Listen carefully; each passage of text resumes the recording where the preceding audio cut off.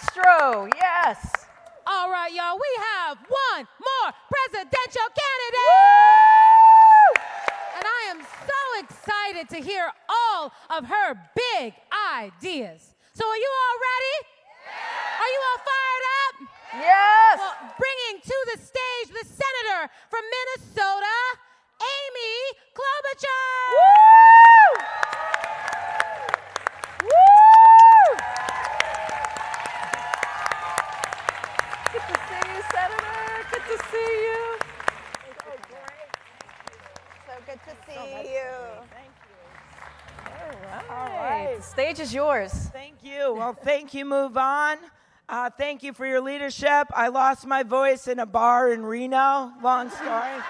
But I'm gonna try my best here. We've had a great day in San Francisco, and I am excited to talk about my big idea. So all these great, I'm the last one. That's when you go, yeah. Okay, but it's important because I'm perfect for the last one. Why? Because you've heard all these great big ideas, right? Things about immigration and pay equity, and Julian just talking about criminal justice reform, and all of the work that you want to get done here when it comes to climate change, right? Well, we're not going to be able to do any of this until we take back our democracy, right? There is just no way. And you look at what has been happening in this country, right? Just this last week, the Secretary of State of Texas had to resign because he had admitted that he was part of a fraudulent scheme to push voters off the rolls, right? You look at what happened in North Carolina, where they had a bunch of stuff they did in their state that tried to get people so they couldn't vote. And a court, including some Republican judges, actually issued an opinion and said that they had discriminated with surgical precision. And then you look at what happened in Georgia, where that Secretary of State who was running for governor, 53,000 voters, 53, he took off and wouldn't let them vote because they had things like hyphenated names. And you know what happened then? If he hadn't done that, Stacey Abrams would have been the governor. And she will be one day, okay? And she will come back. That is what we're talking about here, what's going on around the nation. So my big idea is this. Once we take back that presidency, and we will, okay? Look what we just did in 2018. Once we do that and we keep the House take back, what we have to do is pass a national federal law to register every kid to vote in this country when they turn 18. That is my idea. Not just the 17 states, that are doing it now, but all across the country. You know what this would mean? In 1 year, estimate 22 million more voters. And right now, when you look at the numbers, 1 in 5 people aren't registered to vote. And the numbers are even worse and harder for African Americans and Hispanics. And the only way we have a democracy that works is if everyone has a seat at the table. For me, this is personal. So I grew up without a lot of money. My grandpa worked in the iron ore mines. He couldn't graduate from high school, so he saved money in a coffee can so he could send my dad to a 2-year community college, and he did that. My mom, she grew up in Milwaukee, which is going to be the site of our convention, and she wanted to be a teacher. She moved to Minnesota. She was a proud member of the union, and she taught 2nd grade till she was 70 years old, right?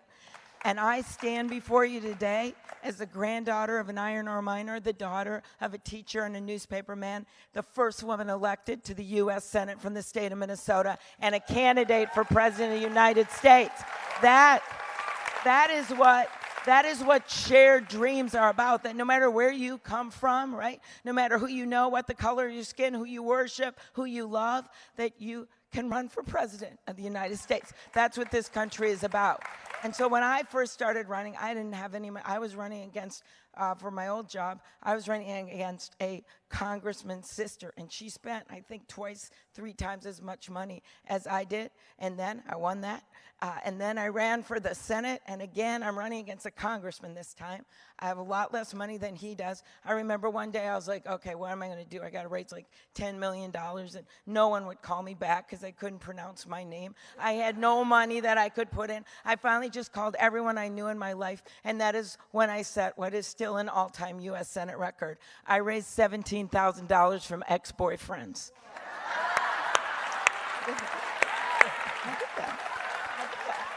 So, as my husband, who's here today, has pointed out, that's not an expanding base. And I am like not taking fossil fuel money, right, or lobbyist money or any of that. Most of my colleagues that have been up here today aren't either. And that's why we all need your help. And that's why we're going to run this the right way. In my state, the Paul Wellstone way, right, which is all about grassroots work and making sure that we're doing it the right way. But none of this is going to happen if we don't make it easier to vote. And the other things I add to that, and then I'll sit down and take some questions, is we need to take the dark money, the insidious forces, out of our politics by passing a constitutional amendment to overturn Citizens United. We are never going to get where we are until we do. We are never going to get ahead if we don't do that. Never. And we need to stop the purging of these voter rolls. Sherrod Brown, because he and I have a bill that would stop that in its tracks. We need to pass that. We need to have public financing for federal elections, right? And we need to declare Election Day a federal national holiday. That is how you get people to vote. That's what we need to do. So this is about taking our democracy back. And if we let the big money run this whole thing, we're never going to get these things done that we want to get done. Somehow we did it, right, in 2018. We made up for what happened in 2016, but we're not really going to make up for it until we take back the White House, and you do it by taking back the democracy. Thank you. Thank That's my you. big idea. Thank you so much, Senator. You brought up so many key, crucial issues. I'm going to go back to voting rights just for a second because it's just being gutted, right? You have voter suppression all across the state. We saw it play out in 2016, play out in 2018, particularly in Georgia.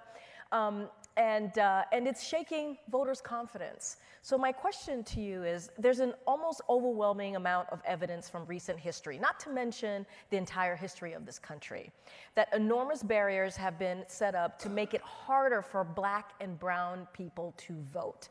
How does your plan address institutional racism and barriers that drive voter suppression? Exactly.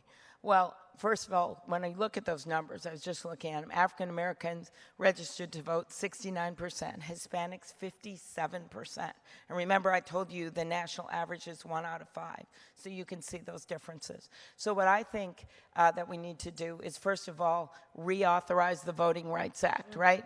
That would get at the targeted discrimination that you're talking about, because these other things get at it in a way for everyone, but that allows us to go state by state. And you know what happened when that conservative Supreme Court reversed part of that law that had been on the books for a long time. Immediately, dozens of states started to enact these voter suppression laws, and they're still trying to do it. Some of them are getting overturned in court. Former Attorney General Eric Holder is taking this on along with a lot of other people around the country. We've actually won some of those court cases, but I don't have a lot of faith in this Supreme Court to have our back. Duh.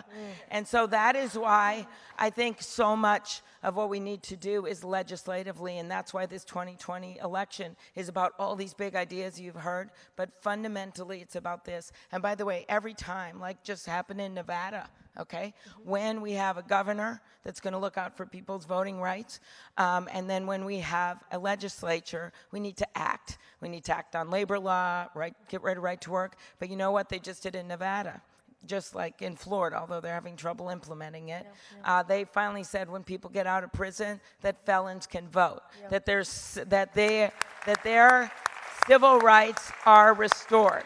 And they just did that next door in Nevada. And so we should be doing that all over the country. And that's another way we could handle things federally. Thank you. And by the way, it's, as we know, it's all people that want to have that vote restored. And so we got to have it work for everyone. Right, and as Corinne mentioned, so much voter suppression happens at the state and local level, out of the reach of the federal government. So it sounds like part of your plan is to focus on state level policy as well, to make sure that Black and brown voters who live in states like Georgia have the same right to vote as white of voters here in a place like San Francisco when each state makes those laws. I also want to ask you about foreign interference in the election, which we know was a big deal in 2016. And how do we ensure that doesn't become a problem for us again in 2020? Okay, thanks. This is about foreign interference. And one word I never want you guys to use as you go out and talk to your friends about this is the word meddling, okay?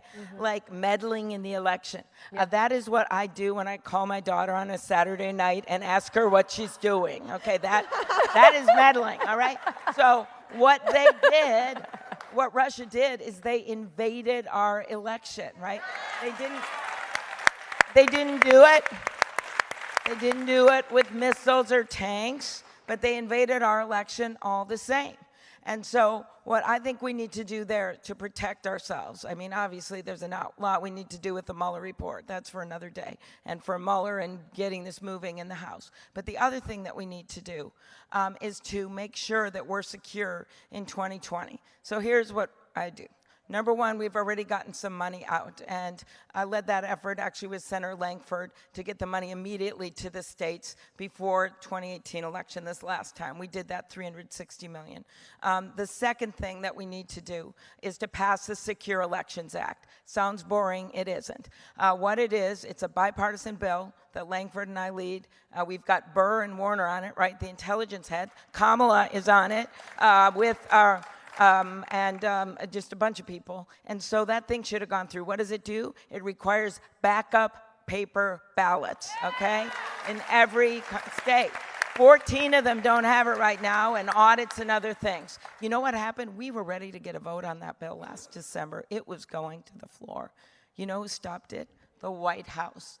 You're right, Mitch McConnell too. It was the White House and McConnell. What the White House did is they literally made calls to Republican senators to stop it. So we have got to push this. And the other thing I would say is to make sure that those social media ads, you know, the ones that they did, there was an ad, you talk about African-American voters, that had an African-American woman. Actually, she called our office because her ad had been put up during the hearing. She's an innocent woman. They used her face on an ad. They bought this ad with rubles, and they targeted this ad right before the election, and they put it in African-American neighborhoods on Facebook pages, and it was her face, and it had a fake Hillary logo, and it said, "Why wait in line to vote? You can text your vote at whatever, 84543. They did, that is a crime. And so those kinds of ads hurt so much in the election. We didn't even know what they are. So that's why this Honest Ads Act that I'm leading requires that the same rules for newspaper, TV, radio, when they say who pays for them, and they have to keep them on file, applies to the social media companies. That is where all of that money is going. $3 to $4 billion is projected to go on the internet. And when they at first told me, we don't know what issues of federal legislative importance are. I had a hearing. I said, you know what, you guys are really big companies. My radio station in Thief River Falls, Minnesota can figure it out. So we can't take that for an answer. And we've got to, if we can't get the Republicans to pass this bill, it is bipartisan now, there's a dozen people on it in the House, then we've got to push every single social media platform. Some of them are doing it voluntarily, and we have to push every single one of them to do it. Thank you, Senator. Thank you. So, Senator, as you know, we're asking all the candidates to answer a MoveOn question. Okay. Clearly for a MoveOn member. Here's your question. It's from Damon, a MoveOn member from Texas, who asks, what is your plan of action to deal with the rampant and cyclical childhood poverty rate and all of its negative effects on the positive growth and development of children growing up in Americans' urban centers? Okay, that's such a great question. Thank you, wherever you are. So what we have right now in our country, and you know this, is we have got a president in the White House who gloats every day about how great this economy is, right? He sends out tweets, does all this stuff, but what we know is that under his reign, income inequality has gotten even worse, right? It's gotten even worse. And yes, his tax bill, what did it help? It helped the people at the top the most. That's what it did when you look at where the money went and who it helped the most. But it didn't help everyone else. it didn't help them like they needed to be helped, and it certainly didn't help our people that are in poverty. So the first thing I would do is to make sure that when we look at that tax code, that tax code works for everyone in America, right? Not just the people at the top. The second thing that I would do is invest in the areas that need it the most, right? Because, and Congressman Clyburn has worked on this, Cory Booker, who you heard from earlier today, has a bill on this, and that is to make sure that the investment, and not just USDA that it is right now, the investment goes to the impoverished areas that need it the most, that have had poverty for years and years and years, because our America doesn't rise if we're not all part of it. And that's what's happening right now. Other things that I would do, I would look at this from the beginning on and understand that there is racism right now in our society. And if we don't know that, talk to that African-American woman who went to the maternity ward in New Orleans and said her hands were swollen up, did nothing about it, and she lost her baby. That happened. Or the woman in Minneapolis, who I know, who went shopping, and she's in a store, she's a vice president at a company, African-American, great leader in our country and in our city. She gets followed by store security the whole time. Or the fact that African-American women make 61 cents for every dollar a white man makes, okay? So if you want to do something about child poverty, you have to understand that institutional racism, and all of your policies, when you're talking about urban policies, have to be designed with that in mind. That starts with the maternity standards, and your last speaker, Kamala, has worked a lot, or 2 speakers ago, on this issue and has a great bill on that. You then move into early childhood, right? The number of words that kids use makes a big difference with how they do, and you make sure that we're much smarter about where you're targeting money, and we make sure that people have early childhood. Then you go to our public schools and make sure those are well funded, and by the way, maybe a good start would be to get rid of Betsy DeVos, all right? Okay?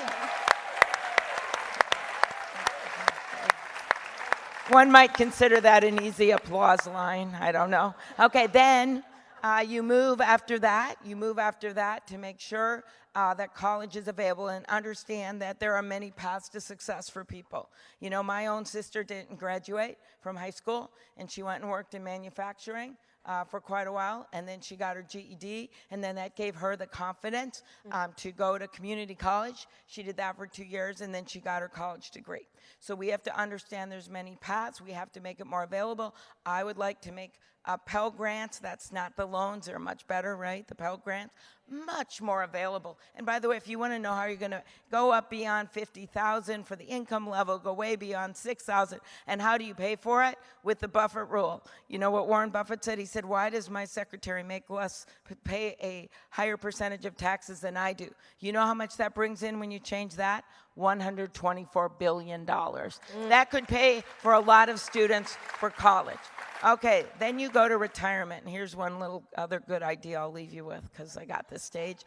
This is something that actually SEIU supports. It's a new idea that I put out there with Chris Coons. We just introduced the bill, and that says for people that are working places in this new gig economy that don't have 401ks, that don't have a way to save, that you make sure that they can have retirement in addition to Social Security, which of course you keep strong. And what we do is we say, let's take 50 cents an hour for smaller employers. We'll help them with a tax credit that can get paid for by this hideous tax bill when you repeal the regressive parts of it.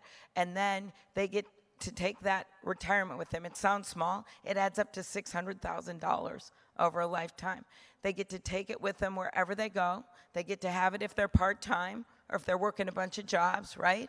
And it helps young people right now who have no way to save. And the other thing about it, when 4 out of 10 Americans can't even afford an emergency bill, 4 out of 10, it makes sure that you can take out the first $2,500 without penalty for emergency expenses. So if you want to look at what we do about child poverty, you start there. And I know a little thing about this because my daughter went to public school the whole time she was K through 12, and we were in a school in Minneapolis that was, I just checked it to make sure it was like 90% free and reduced lunch for a number of years. So I saw firsthand for kids that were like maybe getting their dinner in the vending machine. That happened.